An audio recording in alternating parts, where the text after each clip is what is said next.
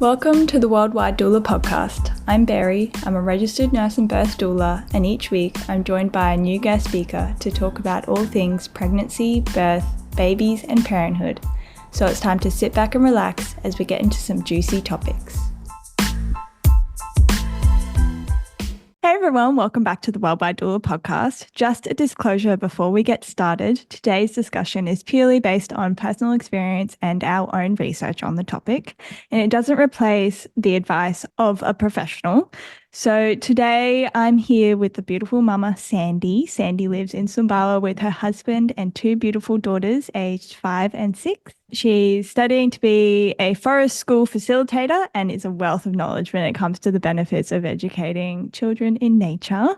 We actually had a discussion the other day. I meet up with Sandy regularly because her kids do a bit of horse riding with me. We love to have a little chat, but we just had such a great chat about the benefits of homeschooling your children and, benefits of having them outdoors and stuff like that. And I just wanted to record a podcast. So welcome to the podcast, Sandy. How are you this morning? Thank you, Barry. I am very well, thank you. That was really sweet of you. Thank you. I'm so excited to talk to you about this topic today. We're going to be diving into some alternative schooling methods, the forest school, what it is, and some benefits about homeschooling your children, both for the parents and for the children.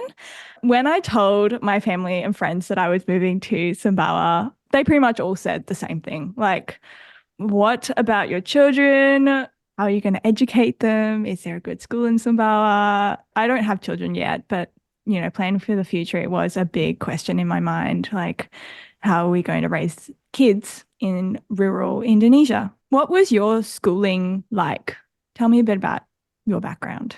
So I was born and brought up until I was 15 in Zimbabwe, and we lived on a farm. It wasn't as remote as this. We lived like 20 minutes from a city, and there was a school there I went to. It was just like a conventional private school, like typical 90s school.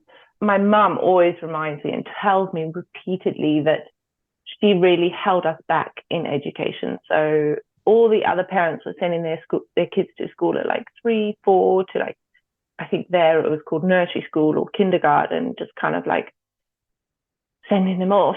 And she kept us home.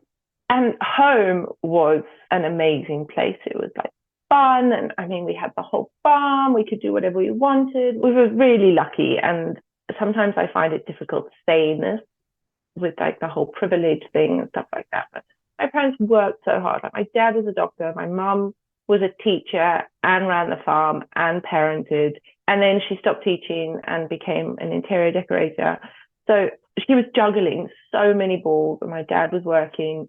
So it wasn't like, oh, I had this amazing farm and my mum was at home all the time. We had a nanny that looked after us. But because the farm was always like, we had people working on the farm, everyone was always watching out for us. And there were lots of people that lived on the farm. So we were always playing with the kids on the farm, and so much fun. Like, best memory I have is like in our garden, we had a bit of an overgrown patch, probably 2 bricks high, and a piece of wood or a piece of stone across. And I remember like going in there, it felt like I was going into like a little cave or something, and picking the leaves and making potions and finding some mud and just kind of in my own world. I don't remember doing it with anybody else, just me. And we have that plant in our garden now, and it just brings back so many memories of those moments. So my early childhood was spent very much outside, very much in nature, very much playing, just having a really great time. I've got a brother who's 2 years older, and my sister is 4 years older than me. So there was lots of fun to be had there. Mischief to get up to, trees to climb, all of that like good, proper childhood stuff. Yeah. I think is good, proper childhood stuff. And then I went to school. So leaving Zimbabwe was a really traumatic thing. Like it was I don't know if you know too much about Zimbabwe's kind of history. Well, a little bit. Anyway, like there was a whole violent time. And so much, apart from like these core memories that I have, a lot of it I don't remember. I don't remember a lot of people. Yeah, I don't really, like school was great. I don't really remember too much about school. I remember never doing my homework. I remember always wanting to just go and play and like muck about and getting into so much trouble and like 14, going on 15, we moved to the UK. And I remember my dad flew over to the UK probably like 6 months before we moved or so. And he was like, what sort of school do you want to go to? And my parents were very pro private schools. I could have gone to like a conventional grammar school, but my dad went to a private school in the UK and he's just really for it. I said, Dad, just a school with lots of grass. I just want lots of grass. And honestly, he couldn't have got a better school. It was amazing. I loved it. I loved the kids. I loved the community. I loved the expectations on us. I loved that it wasn't so academic based. It was very creative and there was more to it than how well you did in English, really, which I didn't do very well in, and I didn't do well in math, but it was fine. I made the most amazing friends, and from there, I got jobs. And then it's just like the snowball effect where I've been able to really get through life basically on the basis of who you know. Yeah, exactly. Who you know does make a huge difference. Do you want to tell us a little bit about the forest school? Since, we're going to be touching on that a lot throughout this episode. What is forest school? And how do you implement it into education? Okay, so it first started by a lady called Sarah Blackwell, and she got the inspiration from a Swedish program that developed by Gotta Proham. She developed that program in 1957, and it's a very nature-based learning program. And she also got a bit of inspiration from Germany and developed a program in the UK that is learner-led. So the facilitator, or what forest school calls us, a practitioner, lets the children lead the way. So the children are into, I don't know, like whittling, for example. They want to make bows and arrows. They're just in that zone. Okay, great, let's make bows and arrows. You just go with them. Or a child sees an ant and is really interested in this ant. You allow them, rather than steering them away from the ant, you find ways for them to learn through an ant. And you might actually say, would you like to observe the ant and see how they touch noses? I don't know if you've ever seen ants. Yeah, they do that. I don't know. Yeah. It's like, oh, what they communicate. Yeah. Yeah. But it's based outside in as much nature as possible. Just like getting the kids outside, getting them to find elements of nature. It just gives the children an opportunity to be creative, be imaginative, learn without so many boundaries. Like we give them boundaries, and it's just teaching them respect for nature, understanding of nature. I was looking into the benefits of spending time outside for kids. And there's so many studies. You can look it up, just on the internet, benefits of spending time outside for your children. And the first one that popped up was spending time outside in the natural outdoor spaces may impact your child's language, communication, and social skills, which are critical for their development, education, social relationships, and life opportunities.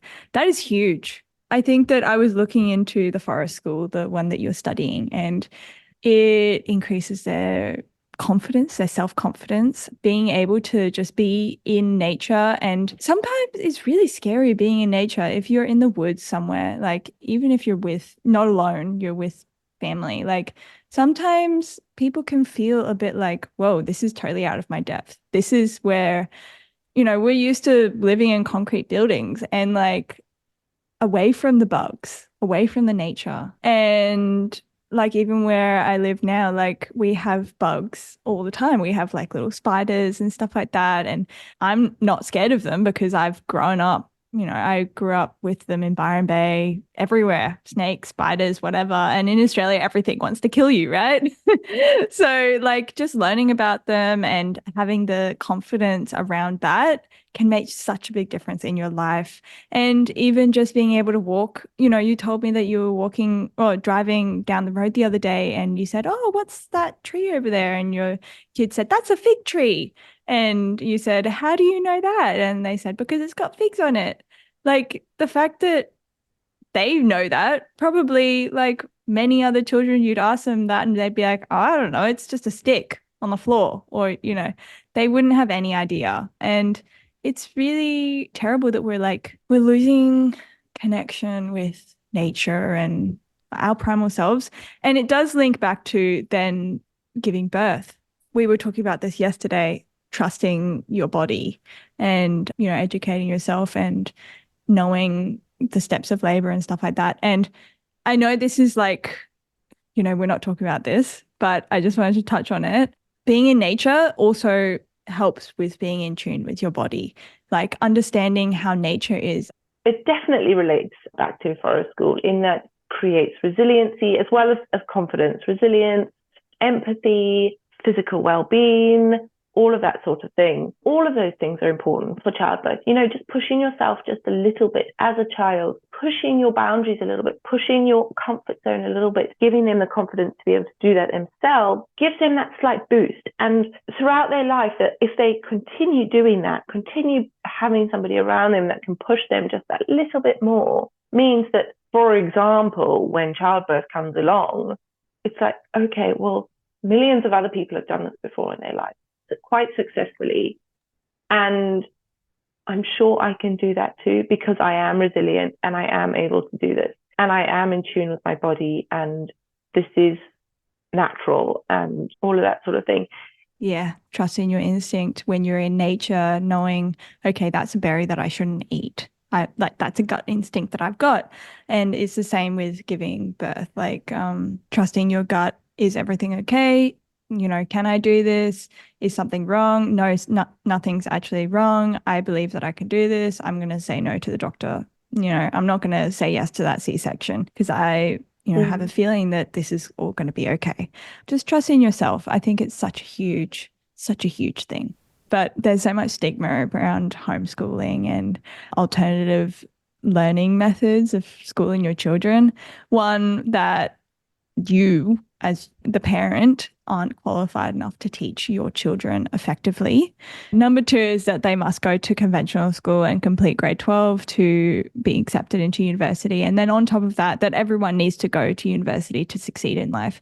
Actually, something that's really interesting that happened in the last year, sidetrack, is that since COVID, 35% of businesses have actually dropped the requirement for you to have a university degree to get a job, which is very good because, there are people now saying, less people are going to university because they think that they can just get a trade job and, they don't actually need to go to university for that or something like that. So I thought that was really interesting that they dropped that requirement. And then the third stigma that I wanted to talk about is that adults have to teach children, the thought that adults have to teach children for them to learn effectively, when in reality, where they are hungry for knowledge and learning, and if you give them the right means to learn, they will generally teach themselves with a little bit of facilitation on mum or dad's part.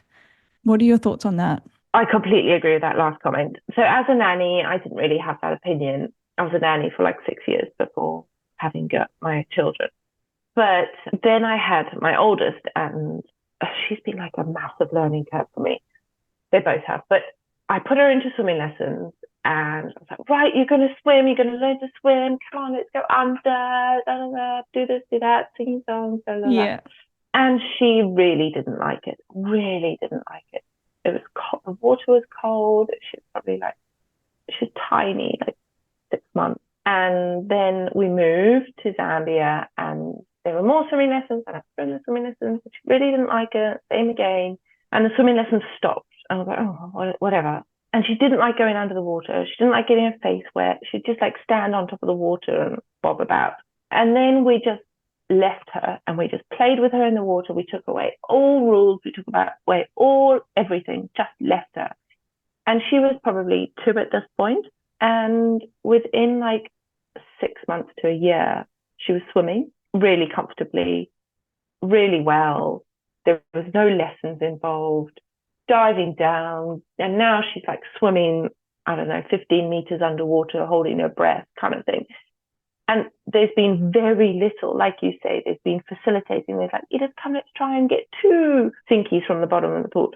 And at that point, when she basically taught herself to swim, I was like, God, we really don't need to teach them. Give them the opportunities to explore, give them the opportunities to be curious, and they'll learn. And sometimes they'll teach you things that you didn't know. You don't currently homeschool your kids? No, I don't homeschool my kids. My kids are 17 months apart, and I just couldn't wait to catch a breath. It was hard. It was so hard. And I was like, go to school, Edith, like go, and I can have 4 hours or 5 hours. But she was 3 and she was going to school at 7:30 in the morning and coming home at like 1 p.m. And it was just too much for the little, those are the times, I mean, they do more time, longer times than that in the UK, but it's just too much for somebody, for such a small person. So actually what I should have done in hindsight was pull her out of school, chill out, muck about for another 2 years, just having fun, not worry about her ABCs. And I probably then would have gone down the homeschooling route. The reason I don't homeschool my kids is because there isn't a community outside of the education, the school. If I was going to homeschool my kids, I would love to be able to have a homeschooling community where I can like send my girls with like 5 other kids or 3 other kids even to Janet's house, and they can learn baking, and then they can come to me for like nature walks, and then they can go to Suzanne or Ted or whatever. They can go to different houses for different experiences. There isn't sports clubs, and I'm really big into sports. It gives the children something to use in their later life to make friends. It's such a great way. Even my mother-in-law and my dad, they still play tennis like once or twice a week, and they have their tennis friends, and every Christmas there's a Christmas party, and it's so lovely. It's great. I hope when I'm 70, whatever, I can go out and play tennis. Yeah. My mum always was like, do sport, do sport. It does really look good because you learn to have a commitment. You learn to have, teamwork. That's something that you can use later on in life when you're working, using teamwork, communication skills as well. You learn, resilience. If you get hit in the face by a tennis ball, you don't, curl up in the corner and give up. You keep going. You put yourself forward. You keep, standing up and trying better. And it does really build some core skills to have that sports. Your thoughts are exactly the same as mine. If I'm going to homeschool my kids, I need a curriculum. I need something that's like strict so that I have something to follow, because I have no idea what I'm doing and I don't want to mess my kids up. And when they're 25, they aren't able to get a job because they don't know how to read, or they don't know how to do math, or, all these things. And we think of education, the conventional education is definitely a cookie cutter education way of teaching. Having your kids at home and teaching your kids at home, you are the one person who's like probably the most qualified to teach your child. Yes, okay, maybe you don't have a teaching degree and you don't really have that kind of knowledge, but you went to school, you know how to do simple math, you know how to do life. You've gotten yourself this far. Teaching them at home means that you're giving them a tailored education. You're giving them an education on things that are real, the things that they will actually use in life. That's very attractive to me. We were talking about it the other day that you wanted to be a vet. And okay, I became a registered nurse, and I always wanted to be a medical person. I loved, putting band-aids on people and making them feel better. But when you want to be a doctor, what's the first thing that you hear? Oh, yeah, you'll have to do really, really good in school.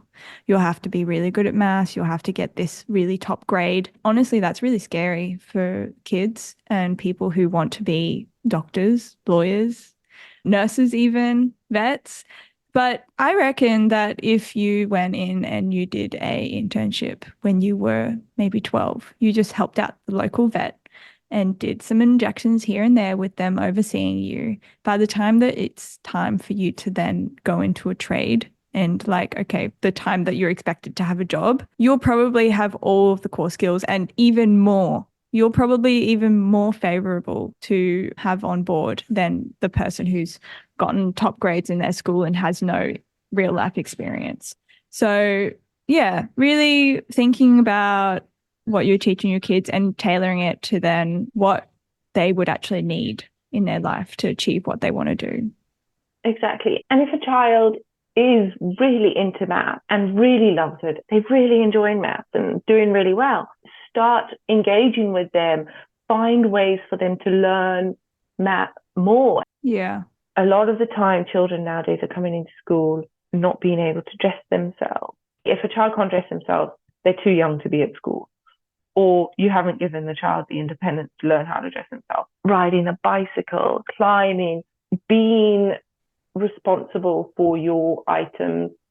And here I am looking at the mess in my house. The children learning how to tidy up after themselves. You know, all of those things, I'm not saying that I'm perfect, far from it.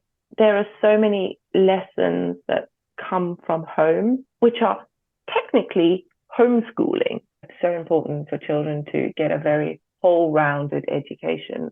And as we move from this time of kind of back to forest school, time of academic importance, there just seems to be this massive push for kids to do well academically and be able to get A grades in biology and all of those sort of things. We're losing common sense. We're losing integrity to a certain resilience. 100% we're losing resilience. Children can't ride bicycles, but they can read a book. They know how to use Instagram. They know exactly. I was gonna the thing that I was thinking about was like number blocks, which is massive around here at the moment. Just like being outside and knowing a bird's name, or like as a child, I was able to do all those things, and my dad was even more astonishingly good at all of those things. And as the generations have gone on, so we have really lost that touch. Studies say that spending time outside, even just 5 minutes a day, has immense benefits. And even just taking a walk with your shoes off in nature is just like doing meditation. Pretty much everyone would know the benefits of meditating just 5 to 10 minutes a day, decreases stress levels, improves cardiovascular health, all that stuff, improves like the breathing. And because when we're sitting in front of the computer having sedimentary lifestyles, is that the word? I think I just made up a word. We're not healthy. Sitting down all day, having a desk job, something that you've just been like drilled into you. This is what you're going to be doing after school. You have to have this kind of job. Otherwise, you're kind of a failure. Like, that's actually worse for our health than eating junk food pretty much every single day. How many hours are children sat at a desk at school? My children always we just sit too much at school, and they have to sit there crisscross, like cross their legs. I have no problem with crossing your legs. It's like a motor skill that children have to achieve. Do something else with them. Get moving. I could go on and on and on and on about the benefits of spending time outside. I mean, it's so easy to just be like, just to put your kids in the local school, because if there's two parents, sometimes there's only one. One of those parents has to step out of their role, their job that they've probably, went to school, done 12 years of school, went to university, gotten a university degree. They are qualified to do X, Y, and Z. And then it's like such a stigma. Oh, you're a stay-at-home mom. There's something that needs to change, really, because stay-at-home mom is not easy. That's a full-time job in itself. But one parent has to step out of their job to then be at home and teach the kids. So that's one huge thing that you give up. And it's also really scary to think about. This is my thought process anyway, because I'm planning on homeschooling my kids, and it's a bit scary stepping away from what you think you should be doing. Having finished 12 years of school, completing my nursing degree, not to mention all the years that I spent upskilling in my nursing degree to be where I am today. And it's a bit hard to just drop everything and dedicate all your time towards educating your children with homeschooling or Montessori schooling or whatever. Yeah, it's a really tricky decision to make, whether you want to homeschool your children or not. And you really have to take in all of your factors, all of the factors, your surrounding environment. There are so many education systems out there that might resonate with you. And with a young child, you might be like, actually, you know what? I think this is really like Montessori, for example, a Montessori kindergarten or a Montessori preschool. Great. I'd like to actually put my child in that preschool once a week or twice a week and I'll stay home with my child the rest of the time and we can just do whatever and see how that works. Or you can even take that Montessori education theory and apply it to your homeschooling environment. Just because you're homeschooled, it doesn't mean that you're going to be a completely crazy person when you come out of it. There's so much stigma behind it, definitely. Yeah, right. Oh, you were homeschooled. Oh, I'm sorry. Yeah. You know? Yeah, right.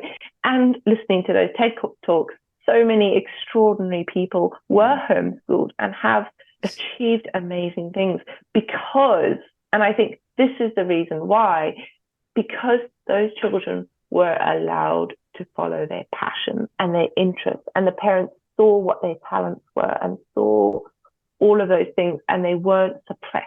The children are allowed to be themselves at home and in homeschooling, whereas there's a lot of suppression goes on at school. And I can see it with my kids.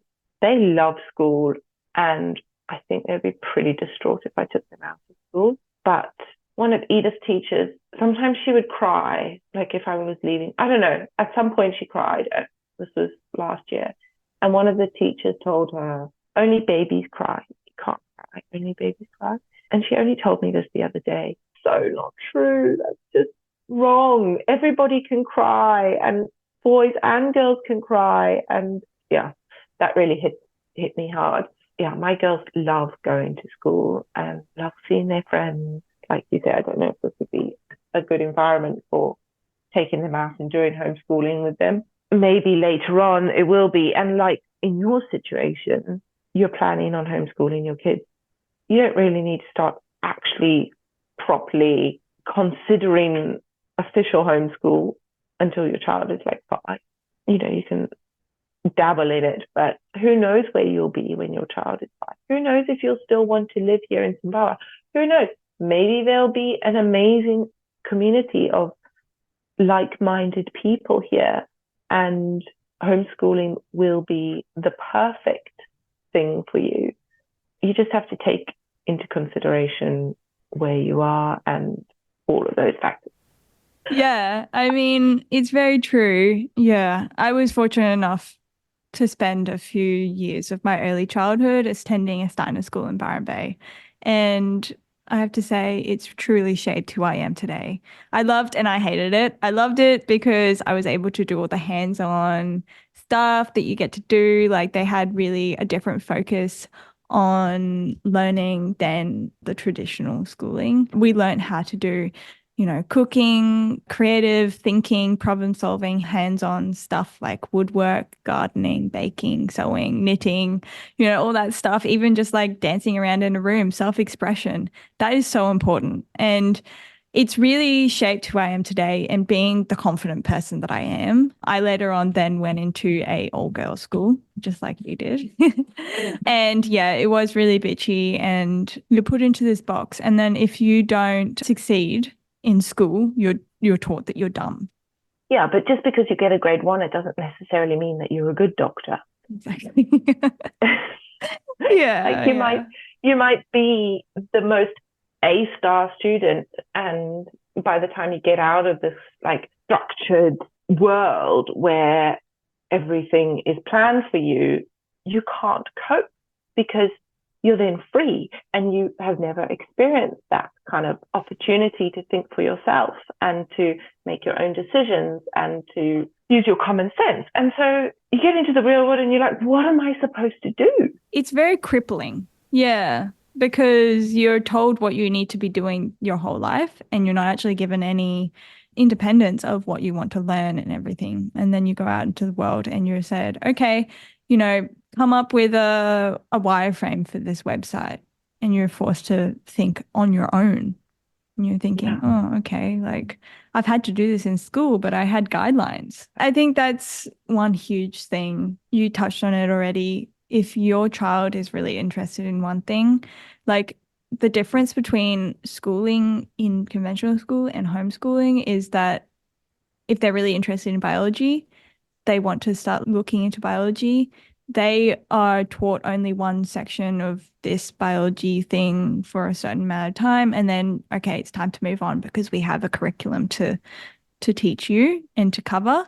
In homeschool, you can go as long as you want. You can go as deep as you want. You get to write what you want to, what you're passionate about instead of writing essays about, I don't know, the Holocaust or something. Reading a traumatic book about the Holocaust and still being traumatized by it when you're 25.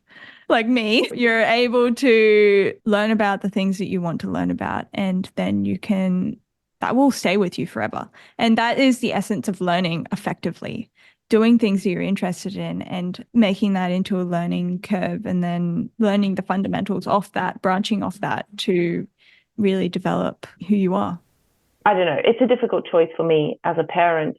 I love having my own personal space, and I think that's also a big draw card for sending kids to school, is having that time where I can go and find myself again. Because as a parent and as a stay-at-home mum, it's so easy to lose yourself and be so immersed in your children and your children's well-being, and making sure that your children are doing this and that, and meeting these skills. And I don't know, there's just so many expectations as a mother.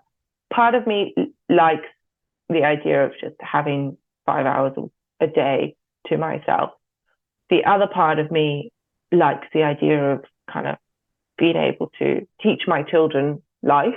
It's hard being a stay-at-home mum. It's really hard. And when they get to the age that my kids are at now, going to school, you have those hours, you have that time to yourself, but you're also like, who am I now? Yeah. Like, I feel like I've really lost a part of me. Yes. I've gained 2 children and this life, but you lose your independence. And while you're teaching your children to have their independence, I'm going through a massive stage at the moment of, I just want to be that 25-year-old again, where I can not like go out and party the way I used to, just have that like zest for life, fun mentality that I had. But I feel like having kids, I've really lost that. It's so important when you go from maiden to mother not to lose yourself in the process. And yeah, if you do choose to homeschool your kids, like, remember that you are also a person. You are separate from this role of a mum. You are Sandy. Yeah, exactly. Who is Sandy? Yeah, exactly. Yeah, exactly. And at the moment, Sandy is just like mum of 2. Yeah, well, it's just as important to have that time away from your kids. If you do choose to homeschool your kids and you've done your research, don't think of it as, okay, now I'm stuck as this role. I'm the teacher of my kids and I have to, make sure that I'm always making sure that they are learning and that's my sole goal in life. No, it's important to then take time. They don't necessarily need you there all the time. You can go and do your thing. They can do their thing. But yeah, it's hard being here, I have to say, hard being here in a rural community and not having people my own age to socialize with. And that's why I love, the little friendships that I've got now and interacting with people of all ages. My husband, he didn't really go to one school. I showed him the TED Talks that I sent you, and he's like, yeah, that was kind of like my life a little bit. Like, I wasn't really homeschooled, but I wasn't really in school because his dad was quite against school and only really sent them to school so that he could the caretaker benefits from the government. So, he has experience talking to people of all ages now because he has been in communities and he's been surrounded by and like people of his own age, but then also people of like older ages. And that's one of the really big things that people say, like, oh, you're going to homeschool your kids, they won't socialize with other kids. It's not necessarily true. There are people in the community that are their age, and then there are people that are a little bit older. Then there are adults as well. You can have an adult friend, but I mean, obviously, you want to share the same interests and stuff like that. But it does make you mature a lot faster. And it's important to be a child. It's important to be, you're crazy, climb trees and climb rocks. Like Edith told me that she climbed all the way to the top of a rock the other day. And one of the other mums came up to me and said, I love that Sandy just encourages her kids to do that. Like I'm like deathly scared that my child's going to fall down and hit their head and hurt themselves.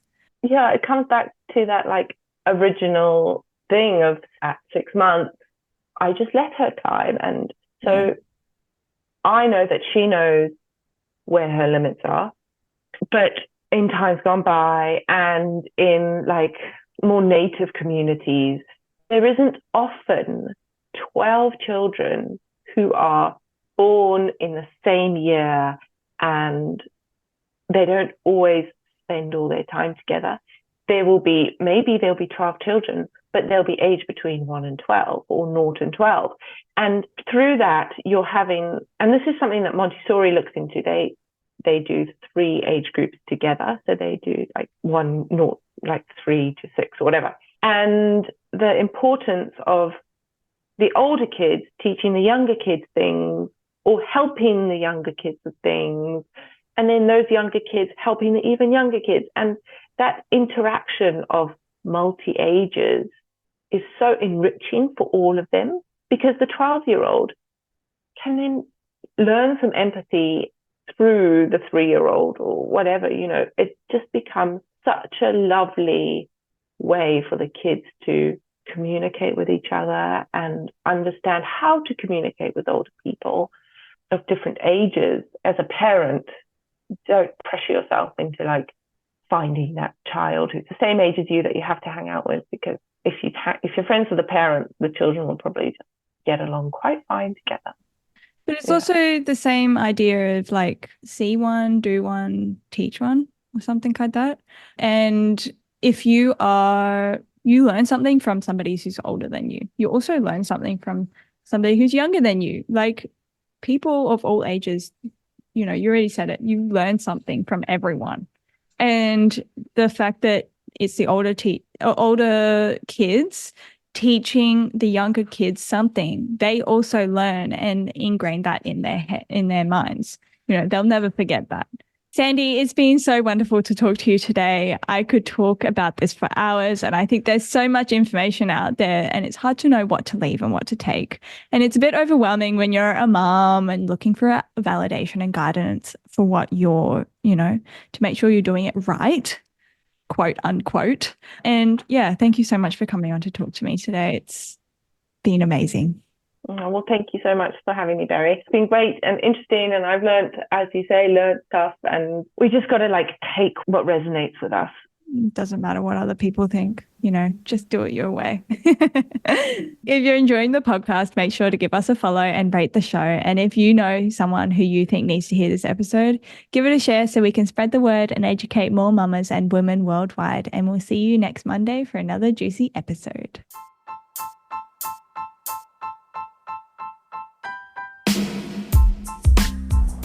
For more information on pregnancy, birth and parenthood, head over to my website or Instagram at blissfulbirth.co.